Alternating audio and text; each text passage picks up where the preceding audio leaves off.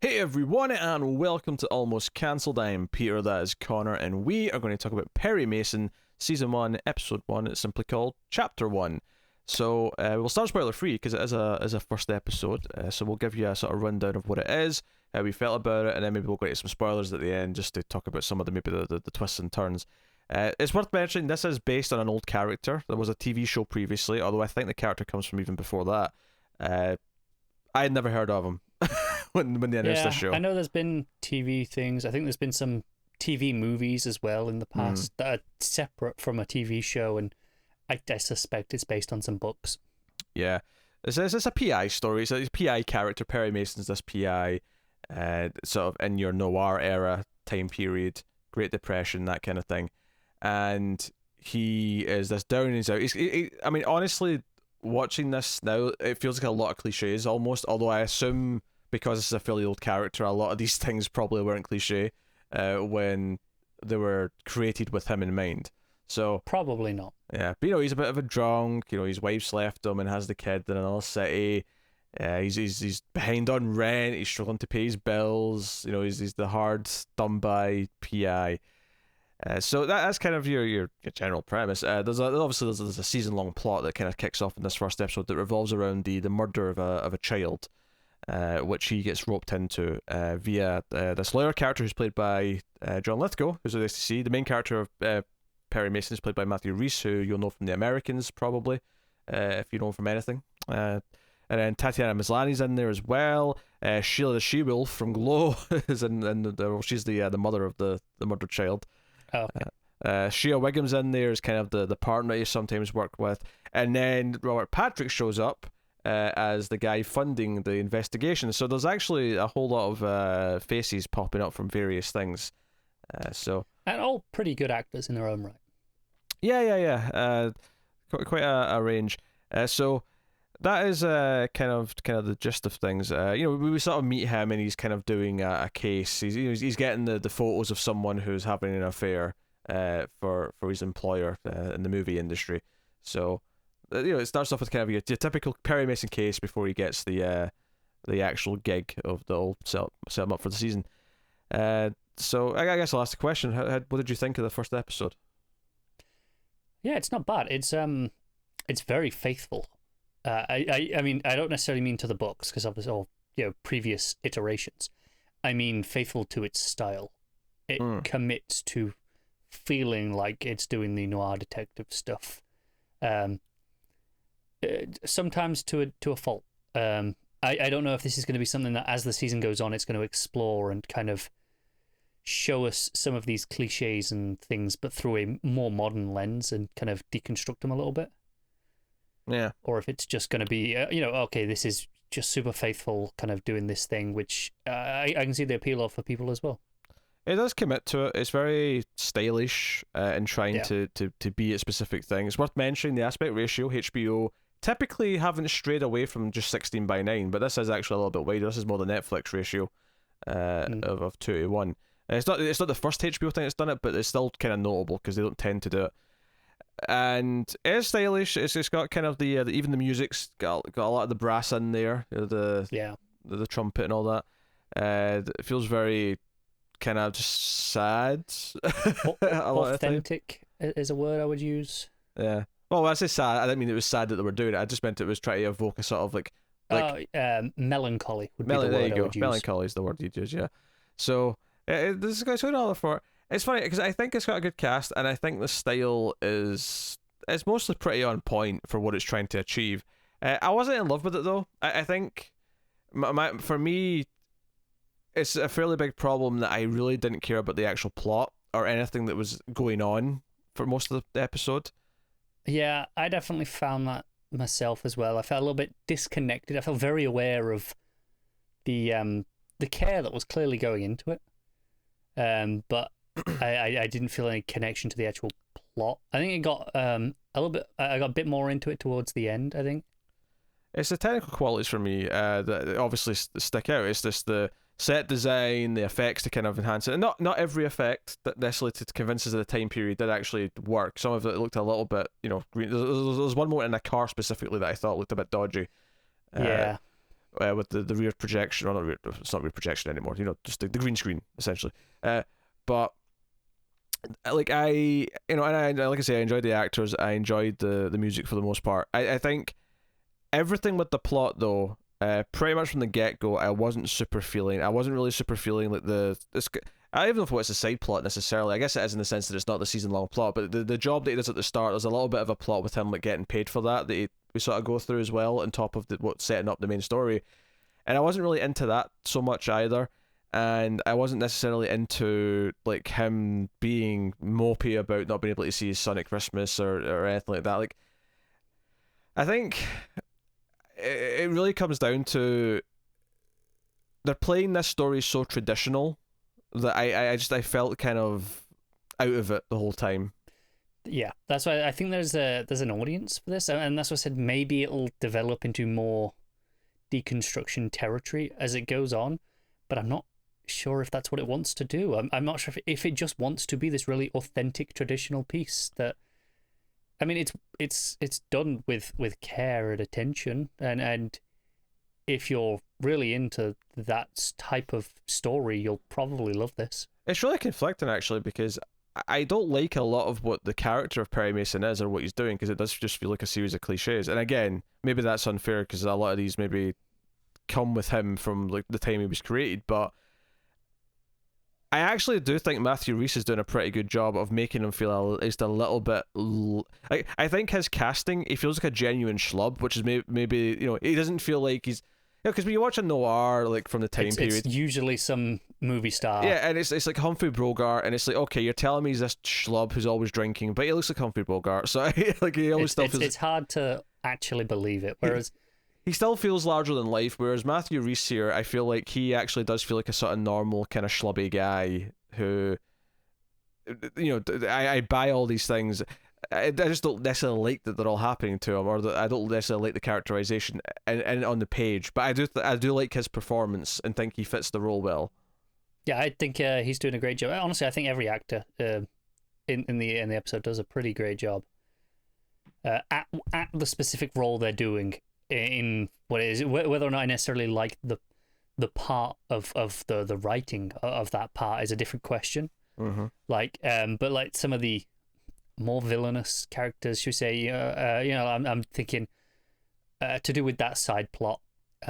It's almost over the top at points, but in a very noir way, kind of soft gangster way, I would say. Yeah, but it feels really well cast for that particular role.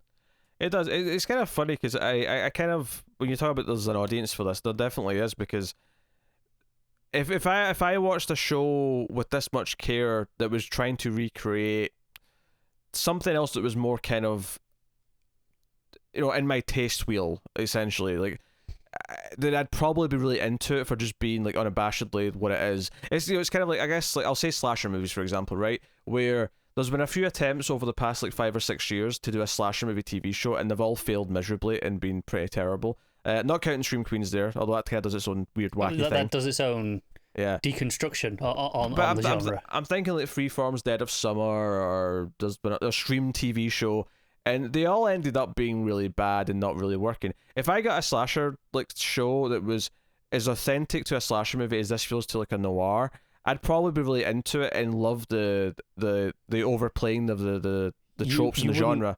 You wouldn't want it to be the deconstruction. Yeah.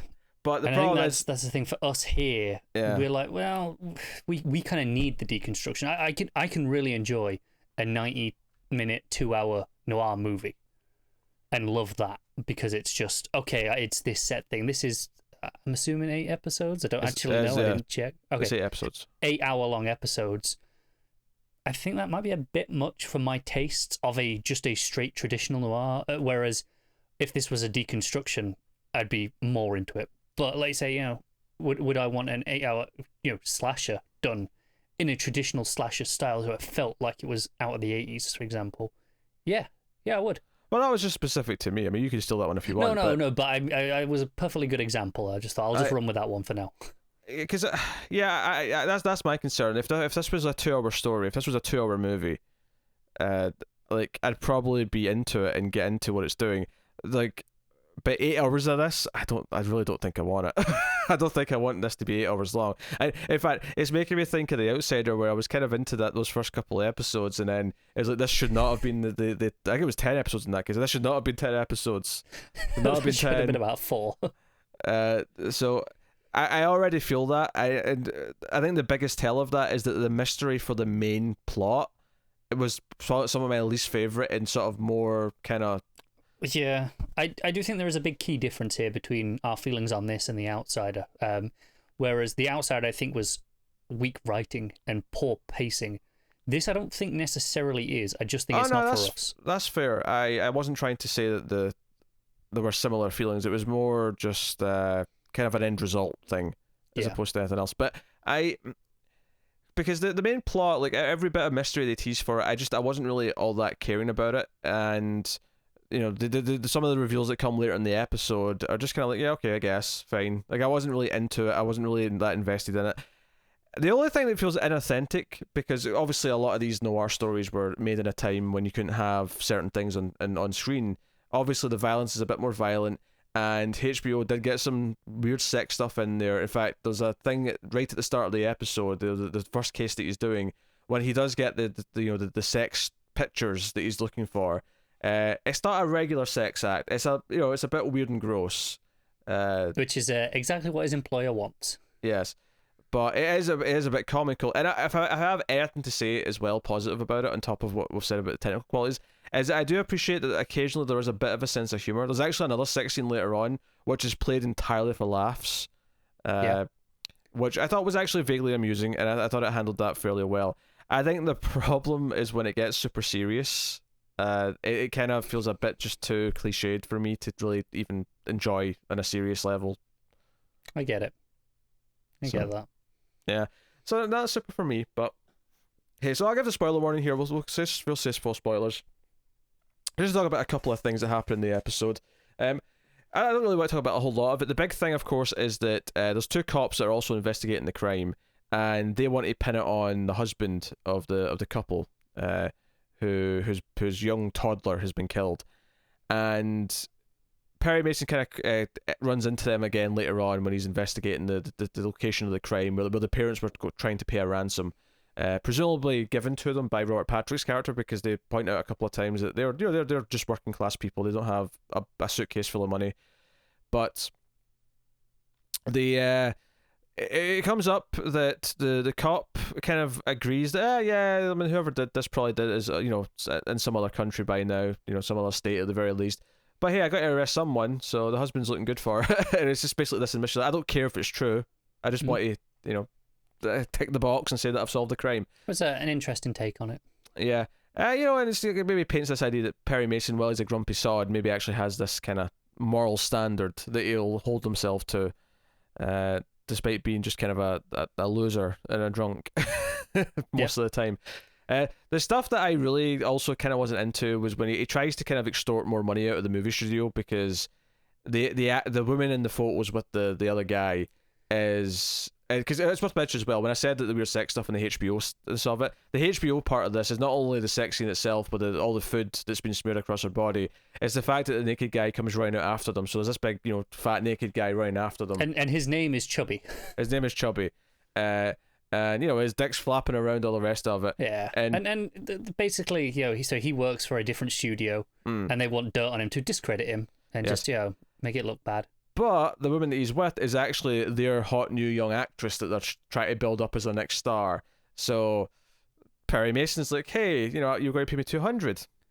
Maybe you pay me $600 so that I keep quiet and don't share these with anyone else, because this is your star that's in these. And they basically rough him up towards the end of the episode and don't pay him anything. They pay him $1. Like they deduct $199 from the original fee for all this trouble that they've caused them. Yes, all the bullshit, I believe, was the phrase they actually used. And don't get me wrong, like, he was being a bit of a chancer by trying to, like, extort more money out of them. But obviously their reaction here is very thug-like and very... Yes. This is the stuff I was referring to in the spoiler free as a soft gangster. Yeah. So... And it doesn't necessarily feel... I don't know if this is going to be stuff that comes back later on, or if it's just, like, this is the one plot in episode 1 to just sort of show that how much of a loser that he is, that he tries to get more money out of this thing and he still fails and gets nothing. I don't know if this particular plot will come back, but I can see there being a side gig every episode, or at least for like Maybe. the first half. Well, we spend so much time talking about this new young actress and stuff that I feel like maybe this backdrop of Hollywood and what's going on with these movie studios might actually play into things a little bit later in some way. Yeah, could be. I could see that happening.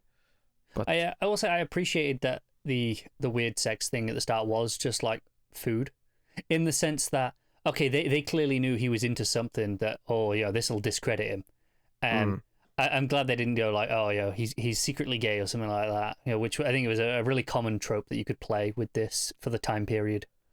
I think, well, that would have been fine to go with if they were going for a serious like analysis of the time and what it meant and the injustice of it. But they were going for silliness and lighthearted essentially, so it had to be something stupid. It had to be something. That's why I think I appreciate that they took this angle instead, because it did offset against some of the much more serious main plots. And it's pretty disgusting as well. At one point, the actress, like, she picks up like half a cake and just sort of drops it on her crotch, and the guy's like, "Oh yeah," and he just sort of dives his head in.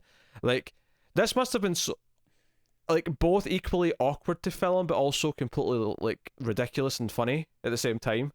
Yeah. Because of the acts that we're actually doing. It's okay, it's a bit awkward because we're both kind of naked and whatever, and his head's going quite down at your crotch, and you can't necessarily fake that too much.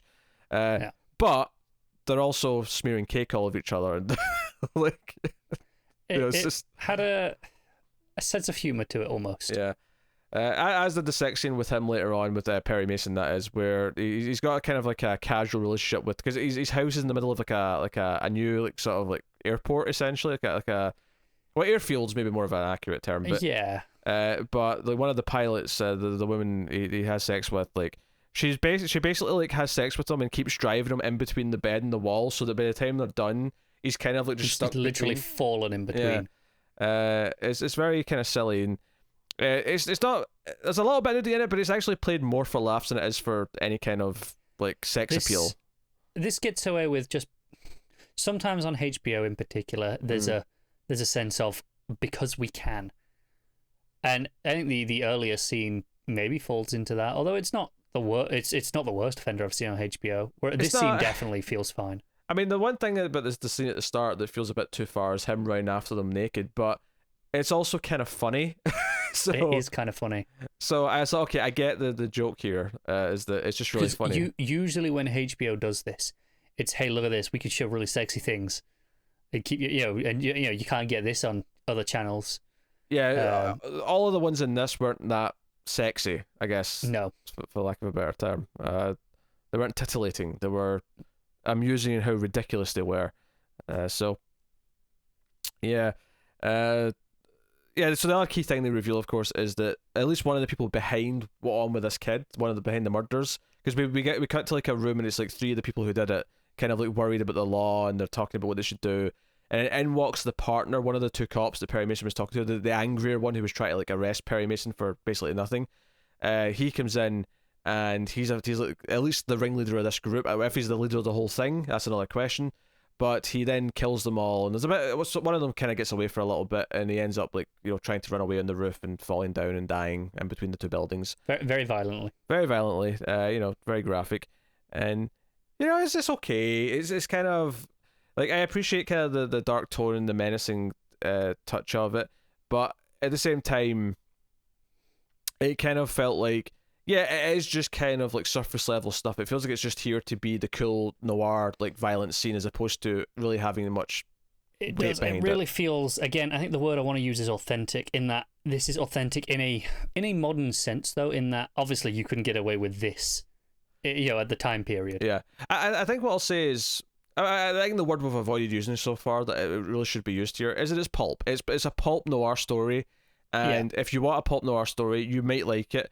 You may have problems with the pacing overall, because I do suspect that this might be stretched a bit thin over 8 episodes, but it depends what they've got to add to the plot. That's honestly why I think there might be side cases each episode, because that would give it something to really do, as to drive each episode individually while investigating this other stuff. So otherwise, the pacing would probably feel glacial after 2 or 3 episodes. Yeah. But it's very clear that it's not. I mean, I appreciate for the most part what it's doing, but I'm just not into the story, and it's not necessarily for me. And it's not that I can't really get into a noir thing.